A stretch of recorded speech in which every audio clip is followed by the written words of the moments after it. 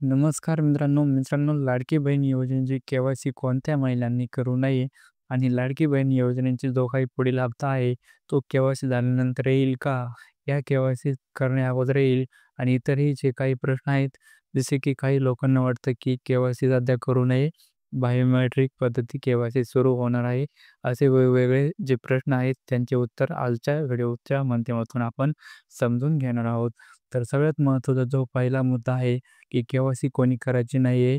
तर पहिल्यांदा ध्यानात घ्या, ज्या महिला सरकारी नोकरीमध्ये आणि किंवा एखाद्या महिलेचा नवरा सरकारी नोकरीमध्ये असेल आणि मित्रांनो, ज्यांनी त्यांनी जर लाडकी बहीण योजनेचा लाभ घेतला असेल, अशा महिलांना ज्यांना माहिती आहे की आपण या योजनेसाठी पात्र नाही, आपण इन्कम टॅक्स भरतोय, आपण सरकारी नोकरीमध्ये आहोत, तर आपण जर लाभ घेतला असेल, तर आता चूप बसा. कारण मित्रांनो, चुपचाप के-वाय-सी करायची नाही, काहीच करायचं नाही.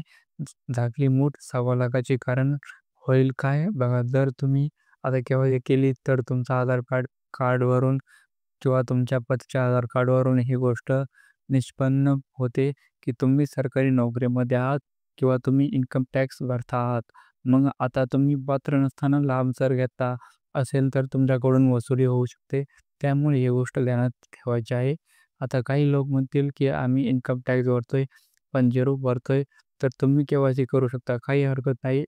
तर शक्यतो तुम्हाला कोणी पैसे वापस मागणार नाही. परंतु जे काही सरकारी ज्या महिला स्वतः सरकारी नोकरीत असताना देखील लाभ घेतला असेल, तर अशा महिलांकडून नक्की वसूलही होईल. तर त्यामुळे त्यांनी शांत बसावं आणि जो काही दुसरा मुद्दा आहे, की काही लोक म्हणतात, की सध्या के-वाय-सीचा करू नका, कारण बायोमेट्रिक पद्धती येणार आहे. तर अंगठा ठेवून के-वाय-सी करावी लागणार आहे. तर हो, के-वाय-सी करावी लागणारच आहे. आता सध्या जर तुमची के-वाय-सी होत असेल, तर ओ-टी-पीद्वारे तुम्ही के-वाय-सी करून घ्या. तुम्हाला डायरेक्ट पुढच्या वर्षी के-वाय-सी करावी लागेल.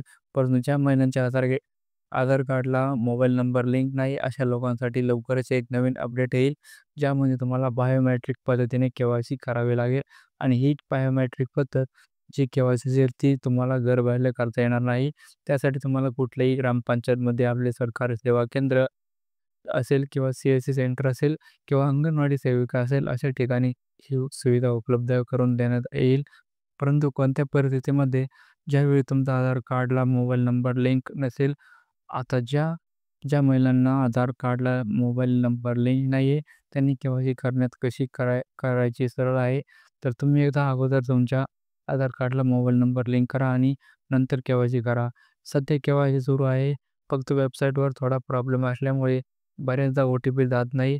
काही वेळेस मोबाईलवर ओ-टी-पी येतो, परंतु वेबसाईटवर तुम्हाला त्या ठिकाणी एरर दाखवत असेल. असे वेगवेगळे प्रॉब्लेम सध्या सुरू आहेत, कारण नवीनच ही प्रक्रिया सुरू झालेली आहे आणि वेबसाईटवरती लोड असल्यामुळे के-वाय-सी होत नाही आहे लोकांकडून. तर तुम्ही त्यासाठी तर काय करा, पहाटे किंवा रात्री ट्राय करून बघू शकता, ज्यामुळे तुमची के-वाय-सी होईल. आता जो पुढचा मुद्दा आहे, की काही खूप महिलांना कमेंटमध्ये विचारलेलं आहे, की आमचे पती वारलेले आहेत किंवा एखादी महिला अविवाहित आहे, पण तिचे वडील देखील वारलेले आहेत. आता त्या ठिकाणी जे दुसरे आधार कार्ड मागितलेलं आहे, पतीचं किंवा वडिलांचं, तर अशा विधवा महिलांनी असतील किंवा ज्या महिलांचे वडील नाही आहेत, अशा महिलांना कोणाचा आधार नंबर टाकायचा आहे, तर त्या महिलांनी सध्या चिंता करण्याची गरज नाही आहे. ज्यावेळेस हे पर्याय उपलब्ध होतील, के-वाय-सी जे विधवा महिलांसाठी किंवा इतर जे काही ज्यांची महिलांना वडील नाही आहेत, तर अशा सर्वांसाठी एक नवीन पर्याय त्या ठिकाणी वेबसाईटवर उपलब्ध होईल. तोपर्यंत वाट बघा आणि तुम्ही लाडकी बहीण योजनेचा अर्ज ज्या वेळेस भरला, त्याच वेळेस तुम्ही दाखवलेला असेल, की विधवा आहात की नाही किंवा एवढ्या वर्षभरामध्ये एखादी महिला विधवा झाली असेल, तर त्या महिलेने आता कोणाचा आधार नंबर टाकायचा हा प्रश्न या ठिकाणी उपस्थित होतो. परंतु अशा महिलांनी चिंता करण्याची गरज नाही आहे. त्या ठिकाणी लवकरच वेबसाईटवरती असे पर्याय उपलब्ध होतील, की तुम्ही कोणत्यातरी पालकांचं किंवा इतर कोणाचं किंवा फक्त तुमच्याच आधार कार्डवरून तुमचे के-वाय-सी सबमिट करू शकता. अशा पद्धतीचा पर्याय उपलब्ध होतील. त्यामुळे जोपर्यंत हे पर्याय उपलब्ध होत नाही आहे, तोपर्यंत ह्या महिलांनी के-वाय-सी करू नये. आणि जो महत्त्वाचा मुद्दा आहे, की आता जो पुढील हप्ता येणार आहे, तो के-वाय-सी केल्यानंतर येईल, की के-वाय-सी करण्यापूर्वीच तर येईल मित्रांनो. तर बघा, याबद्दल एक महत्त्वाची गोष्ट मी तुम्हाला या ठिकाणी सांगतो. आता पूर्वी कदाचित महिलांच्या खात्यामध्ये लाडकी बहीण योजनेचा जो सप्टेंबर महिन्याचा हप्ता आहे, तो येऊ शकतो. परंतु कोणत्या महिलांच्या खात्यामध्ये येईल कदाचित तो ज्या महिलांनी के-वाय-सी केली त्या सर्व महिलांच्या खात्यामध्ये येईल. परंतु ज्या महिलांची के-वाय-सी केलेली नसेल, तर त्या महिलांच्या एखाद्या वेळेस थांबवलं जाऊ शकतं किंवा त्यांचा हा हप्ता पुढील तुमची जी काही के-वाय-सीची प्रक्रिया पूर्ण होईल, कदाचित त्यानंतर तुमचा हप्ता येऊ शकतो किंवा कदाचित असंही होऊ शकतं, की यावेळी सप्टेंबरला हप्ता सर्व महिलांना देखील येऊ शकतो. दिवाळीच्या पूर्वी के-वाय-सीची जी अट आहे, ती कदाचित पुढच्या हप्त्यापासून लागू केली जाऊ शकते.